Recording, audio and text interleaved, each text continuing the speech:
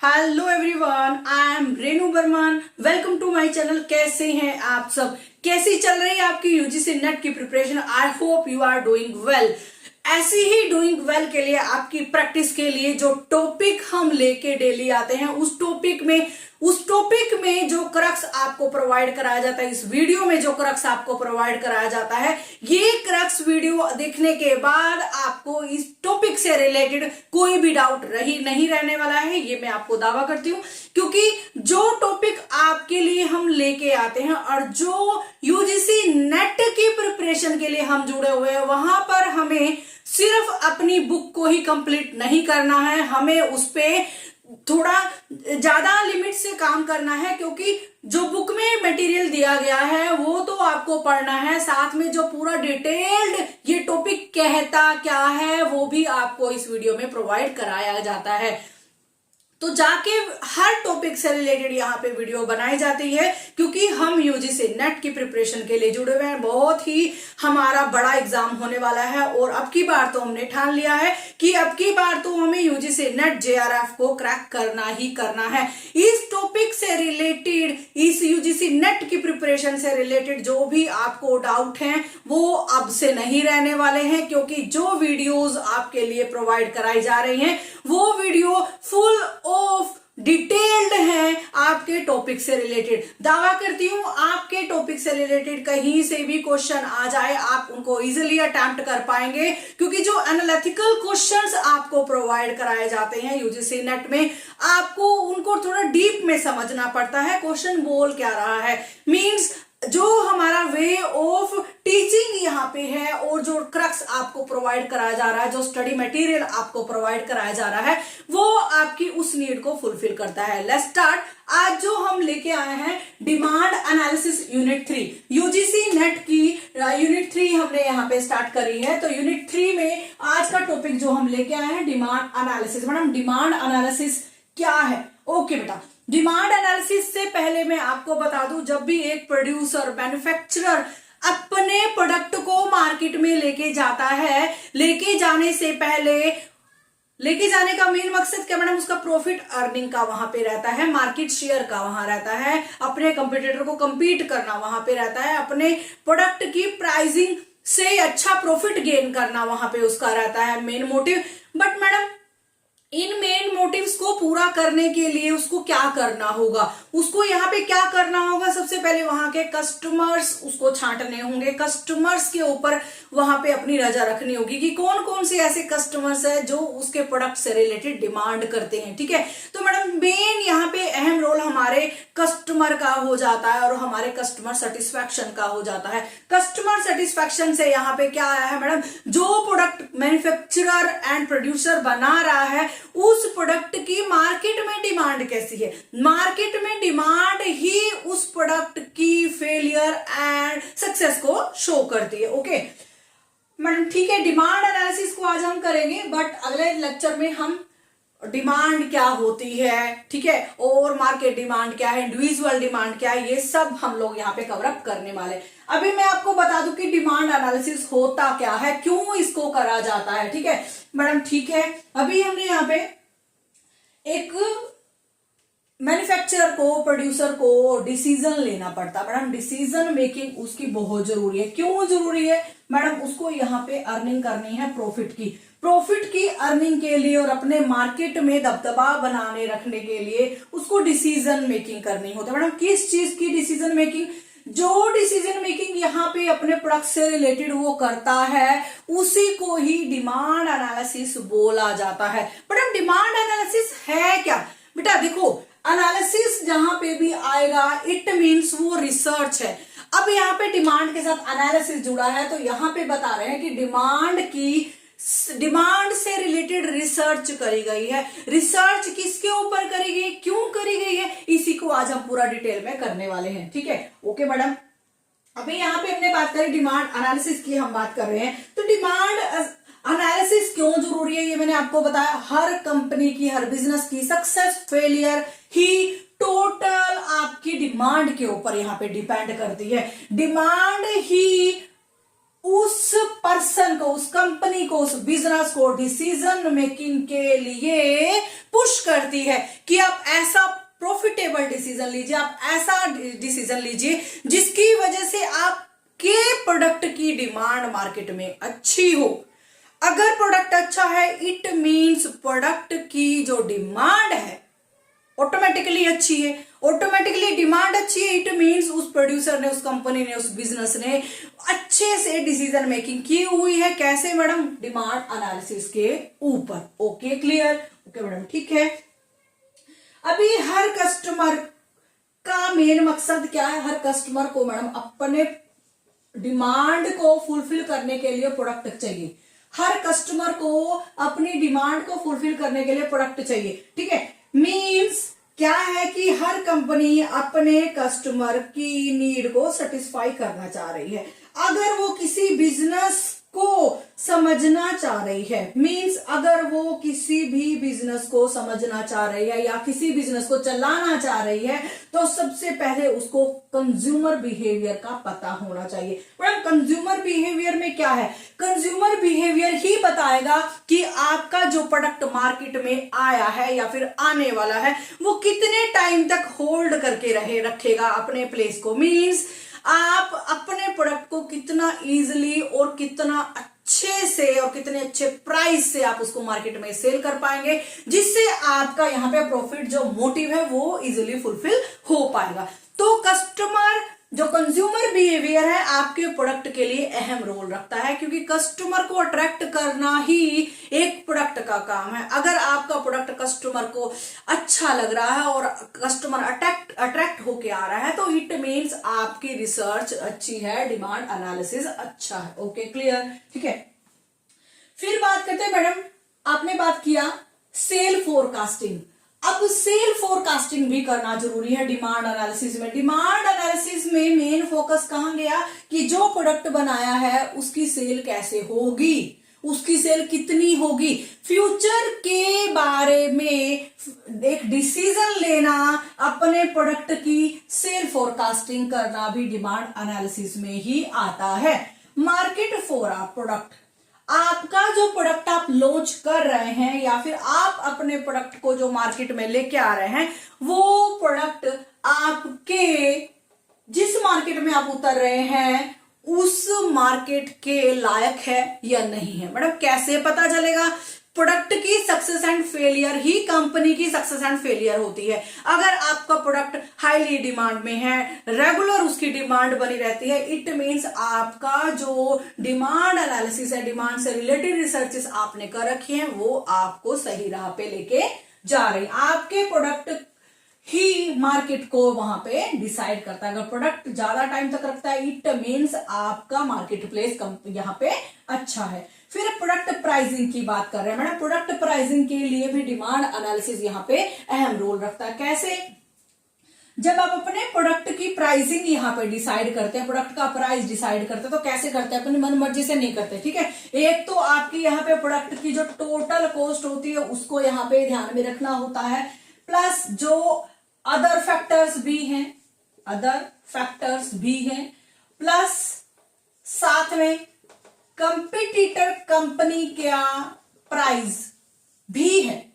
जब आप मार्केट में अपने प्रोडक्ट को लेके उतरते हैं तो आपको पहले अपने कंपटीटर जो आपके जैसा सेम प्रोडक्ट बना रहे हैं, आपके प्रोडक्ट के जैसा सेम प्रोडक्ट बना रहे हैं, उस प्रोडक्ट की प्राइसिंग उन्होंने क्या रखी हुई है, मेरा प्राइस उसके आसपास होना चाहिए। अगर मेरा प्राइस सेम प्रोडक्ट मैंने बनाया है एंड मेरा प्राइस ज्यादा है, तो कौन मेरे प्रोडक्ट को खरीदेगा? कोई भी नहीं खरीदेगा। वहां पे मेरा जो कस्टमर का जो अट्रैक्शन है कम हो जाएगा, क्योंकि कस्टमर उसी प्रोडक्ट को खरीदेगा जो प्रोडक्ट उसके लिए कन्वीनियंट होगा, जो उसके लिए लेस प्राइस वाला होगा। Okay, clear? ठीक है मैडम, ये भी बात समझ में आ गई। Cost of marketing and advertising, ठीक है। जब आप अपने प्रोडक्ट को मार्केट में निकालते हैं, ठीक है, तो आपको अपने प्रोडक्ट को निकालने से पहले उसकी एडवर्टीजमेंट करनी पड़ती है, ठीक है। एडवर्टाइजिंग करते हैं, उसको मार्केट में किस तरीके से, किस रिसोर्सेस से और किस साधन से ये मार्केट में उतरेगा, ठीक है, वो सब आपको यहाँ पे देखने पड़ते हैं, क्योंकि जब आप एडवर्टाइजिंग, मान लीजिए मीडिया से आप एडवर्टाइजिंग करते हैं, ठीक है, न्यूज़पेपर से एडवर्टाइजिंग करते हैं, आपको उस तरीके से एडवर्टाइजिंग या मार्केटिंग अपने प्रोडक्ट की करनी है जो कस्टमर को जल्दी से खींच के लेके आए, जो ज्यादा से ज्यादा कस्टमर तक मेरे प्रोडक्ट के बारे में इंफॉर्मेशन पहुंचा पाए। वो भी आपको डिमांड एनालिसिस में ही कवर अप करना पड़ता है।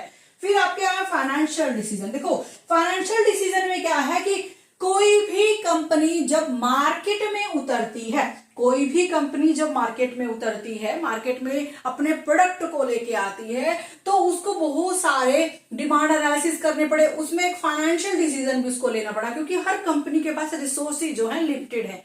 अब रिसोर्सेज लिमिटेड है, उन रिसोर्सेज का यूज उसने अपने प्रोडक्ट को बनाने के लिए लगाया है, रिसोर्सेज का यूज उसने अपने प्रोडक्ट को बनाने के लिए लगाया है। अब जो रिसोर्सेज उसने प्रोडक्ट को बनाने के लिए लगा दिया, इट मींस वो प्रोडक्ट जो रेडी है, फिनिश्ड गुड्स है, वो मार्केट में बिकना भी चाहिए, वो मार्केट में बिकना भी चाहिए, क्योंकि जितना ज्यादा मार्केट में बिकेगा उतना ही ज्यादा वो अर्निंग आपको लेके आएगा, फाइनेंशियल स्टेबिलिटी आपकी कंपनी की बनेगी, फाइनेंशियल अर्निंग आपकी कंपनी की बनेगी। तो जैसे आपको फाइनेंशियल डिसीजन भी डिमांड एनालिसिस से लेने पड़ते हैं। आप वही प्रोडक्ट बनाएंगे, उसी प्रोडक्ट के ऊपर आप अपने फाइनेंशियल रिसोर्सेज को यूज करेंगे जो मार्केट में हाईली डिमांडेड है। ओके क्लियर मैडम, ये कैसे समझ में आएगा? ये भी आपको मार्केट के डिमांड एनालिसिस को कवर अप करके आएगा। फिर बात करते हैं प्रोडक्शन की। देखो कोई भी मैन्युफैक्चरर एंड प्रोड्यूसर किसी भी प्रोडक्ट को बनाता है तो कितना प्रोडक्ट बनाएगा? पहले वो सैंपल प्रोडक्ट के तौर पे मार्केट में प्रोडक्ट को निकालेगा। अगर सैंपल प्रोडक्ट मार्केट में अच्छी डिमांड बनाए हुए हैं तो इट मींस उसकी प्रोडक्शन प्रोसेस स्टार्ट हो गई है। अब उसको अपने प्रोडक्ट का जो उसने प्राइस रखा हुआ है, प्रोडक्ट की जो थीम रखी हुई है, प्रोडक्ट का जो उसने पैकेजिंग रखी हुई है, मींस प्रोडक्शन से रिलेटेड जो भी चीजें उसने कर रखी है, प्रोडक्ट की क्वालिटी जो रखी हुई है, सब कुछ A1 है अगर उसके मार्केट में डिमांड अच्छी है। मैडम प्रोडक्शन का डिमांड से क्या यहां पे नाता है, क्या इसका यहां पे रिलेशन है? देखो बेटा, डिमांड ही, एक प्रोडक्ट की डिमांड ही उसकी प्रोडक्शन प्रोसेस को खींच कर लेके चलती है, उसी से ही पूरा प्रोडक्शन प्रोसेस चलता है। जितनी अच्छी डिमांड होगी और मैन्युफैक्चरर एंड प्रोड्यूसर उस प्रोडक्ट को अच्छे से प्रोड्यूस करेगा। फिर है कंपटीटर। ये इस कंपटीटर को हम कैसे भूल सकते हैं? ये तो हमारे मार्केट में चलते ही, मार्केट में एंटर करते ही हमारा एक मेन मोटिवेटर हो जाता है, जो हमें प्रोडक्ट को अच्छा प्रॉपर स्ट्रेटेजी से, प्रॉपर प्लानिंग से बनाने के लिए मजबूर करता है। जब हम अपने प्रोडक्ट को मार्केट में निकालते हैं तो हमें अपने प्रोडक्ट की डिमांड एनालिसिस को, रिसर्च को प्रॉपर करना पड़ता है। कैसे होगा मैडम? वो तो आपके कंपटीटर की स्ट्रेटेजी के भी हाथ पे ही होगा। जब आप अपने कंपटीटर की स्ट्रेटेजीज को अच्छे से समझते हैं, अच्छे से उसको एनालाइज करते हैं, तो उससे आप अपने प्रोडक्ट को बेटर कर सकते हैं। ठीक है, ये भी आपका डिमांड एनालिसिस का ही मेन फैक्टर है। मैडम ये सब चीजें हम डिमांड एनालिसिस में क्यों पढ़ रहे हैं? ये सब चीजें डिमांड एनालिसिस में पढ़ने का मेन मकसद है better decision making, better decision making for earning profit. I hope demand analysis क्या बोलता है आप सभी को ये समझ में आ गया होगा। मैं आपको थोड़ा सा और डिटेल में लेके जाऊंगी। अभी जैसे हमने बोला, कोई भी नई कंपनी है, कोई भी नई फर्म है, अगर मार्केट में घुसती है तो मार्केट में एंटर करती है, तो एंटर करते ही उसे अपना प्रोडक्ट, मीन्स उसने अपने प्रोडक्ट को एंटर कराया है। और जब वो अपने प्रोडक्ट को एंटर कराती है तो उसको मार्केट से रिलेटेड सारी इंफॉर्मेशन उसको चाहिए। वो कहां से आएंगी मैडम? वो डिमांड एनालिसिस करने से आएंगी। उसको पता चलेगा मार्केट में मेरे कितने नंबर ऑफ कंपटीटर्स हैं एंड कितनी ग्रोथ मेरी इंडस्ट्री की इन फ्यूचर हो सकती है, कौन सी टेक्निक है जो मुझे मार्केट में इस बिजनेस एरिया में हाईएस्ट डिमांड को पुश करती है। अगर मेरे प्रोडक्ट की हाईएस्ट डिमांड का पॉइंट मैं पकड़ लेती हूं, इट मींस अगर मेरा प्रोडक्ट हाईली डिमांडेड है तो इट मींस मेरी इंडस्ट्री की ग्रोथ तो पॉसिबल है। अगर लो डिमांड है तो दिखाता है कि आप कस्टमर की नीड को पूरा नहीं कर पा रहे हैं। अगर ज्यादा डिमांड है तो इट मीन्स जो स्ट्रेटजी आपने बनाई है वो स्ट्रेटजी आपके मार्केट के लिए A1 है एंड आपका डिसीजन मेकिंग बेस्ट है, उसकी वजह से आप अपने मोटिव को इजिली पूरा कर पाते हैं। ये हमने पढ़ा है अभी डिमांड एनालिसिस के बारे में। इसी से रिलेटेड मैं आपको ऑब्जेक्टिव बताती हूँ। क्या ऑब्जेक्टिव है डिमांड एनालिसिस के? चलिए, जो डिमांड एनालिसिस के ऑब्जेक्टिव्स क्या हैं, क्या कारण है हम जिसकी वजह से डिमांड एनालिसिस को इतना डीप में पढ़ रहे हैं, क्यों हर मार्केट पर्सन को, हर प्रोड्यूसर को, हर कंपनी को या बिजनेस को डिमांड एनालिसिस को पूरा डीप स्टडी करना पड़ता है, उसी के रिगार्डिंग हम बात करते हैं। क्या करता है ये डिमांड एनालिसिस, क्यों हमें इसकी जरूरत है? तो मींस ऑब्जेक्टिव्स क्या है हमारे डिमांड एनालिसिस के।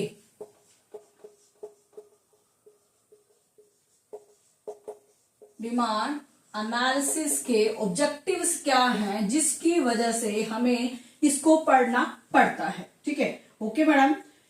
अगर हम डिमांड एनालिसिस को नहीं पढ़ेंगे तो कोई भी बिजनेस फेल हो जाएगा, क्योंकि मेन मकसद क्या है? कस्टमर की डिमांड को पूरा करना। और कस्टमर की डिमांड को पूरा करना अगर कंप्लीट नहीं होता है, इट मींस वो कंपनी, वो बिजनेस फेलियर है, मार्केट प्लेस पे वो टिक नहीं पाएगी। ये अगर वो ऐसा करती है तो वो अपने ओन रिस्क पर करती है, वो कंपनी को खुद ही अपने डिसीजन से रिस्क उठाना पड़ सकता है।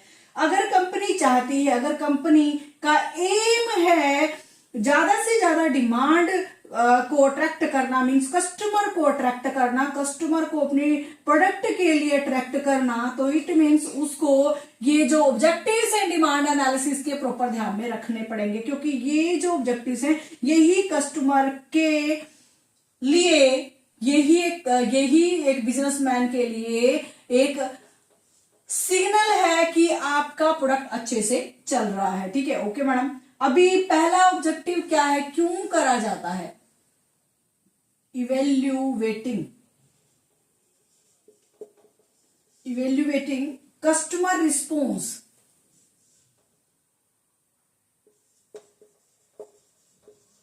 कस्टमर रिस्पॉन्स टुवर्ड अ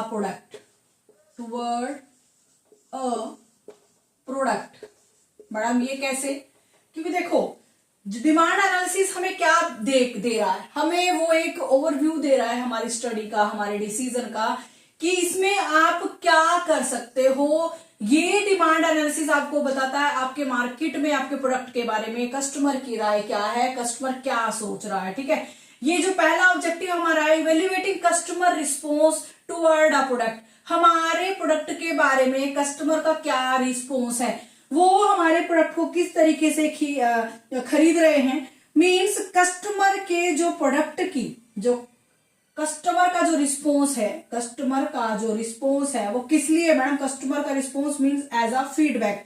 और वो फीडबैक क्या है मैडम? वो हमारे प्रोडक्ट के लिए गेनिंग एंड मॉनिटरिंग है। क्या है? गेनिंग एंड मॉनिटरिंग है हमारे प्रोडक्ट के लिए, कि हमारे कस्टमर हमारे प्रोडक्ट के बारे में क्या फीडबैक दे रहे हैं, हमारे प्रोडक्ट से वो सेटिस्फाई हैं या नहीं है। अगर नहीं है तो वो किस तरीके से इसको इंप्रूव करने के आइडियाज हमें दे रहे हैं। Okay madam. दूसरा है formulating a pricing policy.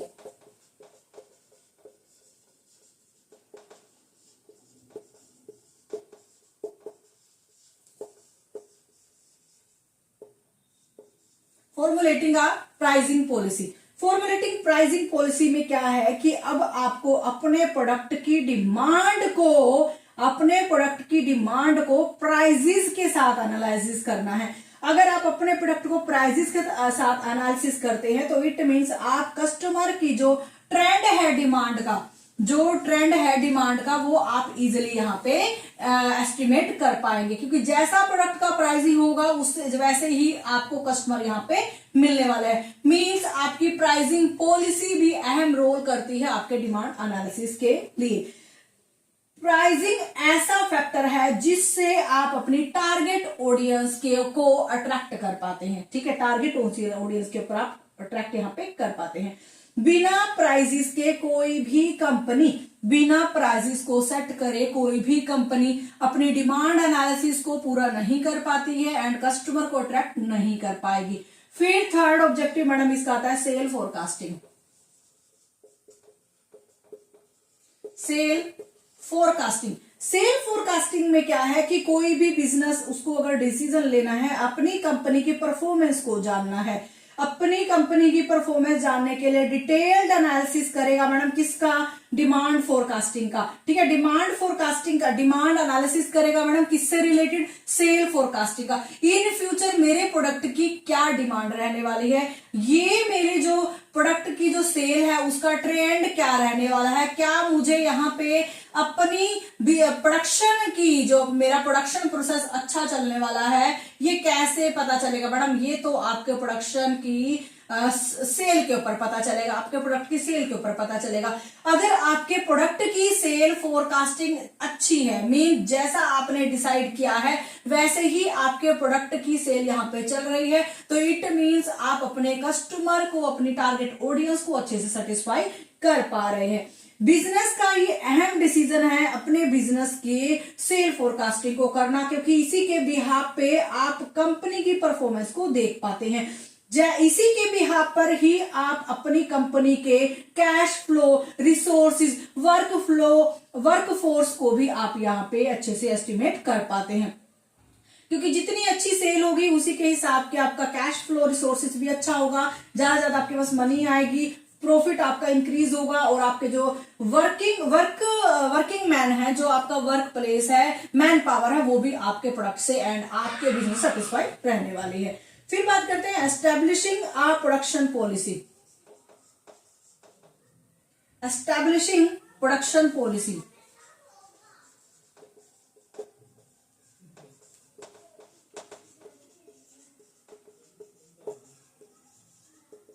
Establishing production policy madam, establishing production policy में क्या होता है, ये एक गैप डिफाइन करता है। देखो जो आपका प्रोडक्शन है ये गैप है डिमांड एंड सप्लाई का, डिमांड एंड सप्लाई के बिहाफ पर ही आप अपने प्रोडक्शन की प्रोसेस को चलाते हैं। अब कितना आपको यहाँ पे रॉ मटेरियल की नीड है रेगुलर और कितने आपके प्रोडक्ट की सप्लाई है, इसी के बिहाफ पर ही आप अपने प्रोडक्ट की डिमांड एंड सप्लाई को भी एस्टिमेट कर पाते हैं। ये प्रोडक्शन पॉलिसी ही आपके प्रोडक्ट की सक्सेस एंड फेलियर को डिसाइड करती है।